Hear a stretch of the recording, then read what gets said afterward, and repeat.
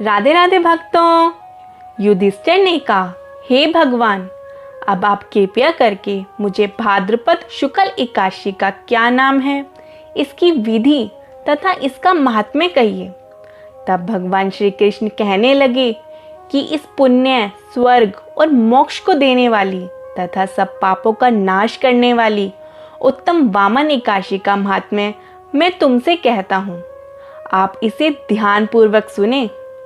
यह भाद्रपद एकादशी को पद्मा एकादशी, परिवर्तनी एकादशी, जयंती एकादशी, जल झूलनी एकादशी, देव झूलनी एकादशी एवं वामन एकादशी भी कहते हैं।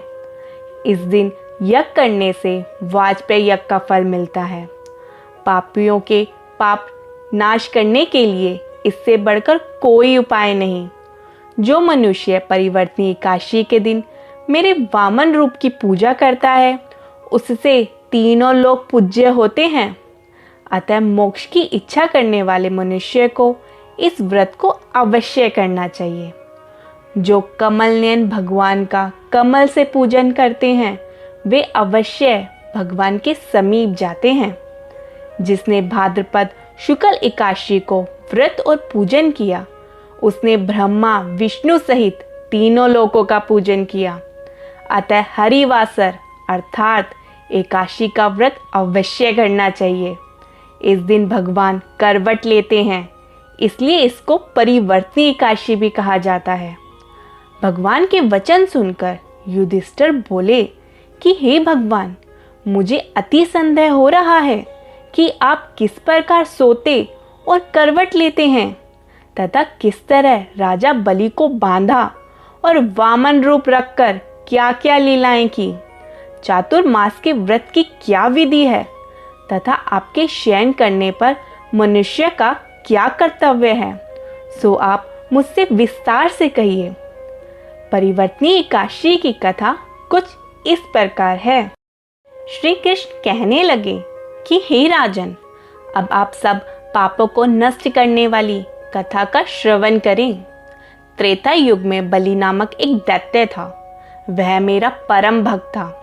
विविध प्रकार के वेद सूक्तों से मेरा पूजन किया करता था और नित्य ही ब्राह्मणों का पूजन तथा यज्ञ के आयोजन करता था।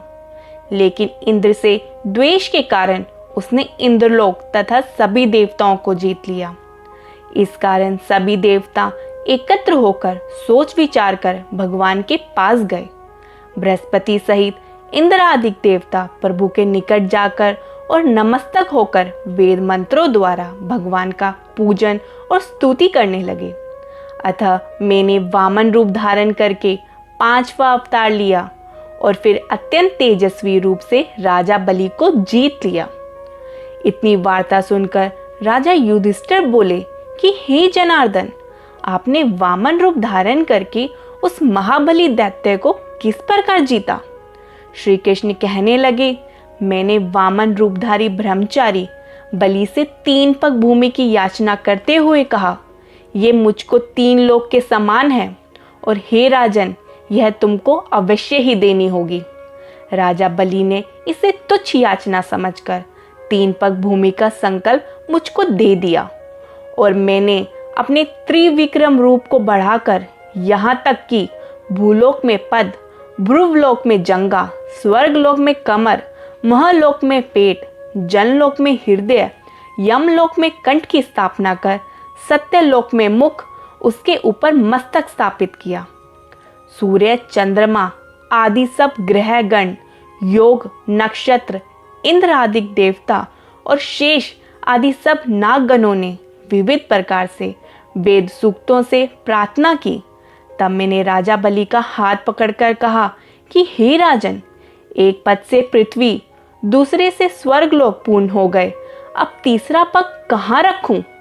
तब बलि ने अपना सर झुका लिया और मैंने अपना पैर उसके मस्तक पर रख दिया, जिससे मेरा वह भक्त पाताल को चला गया।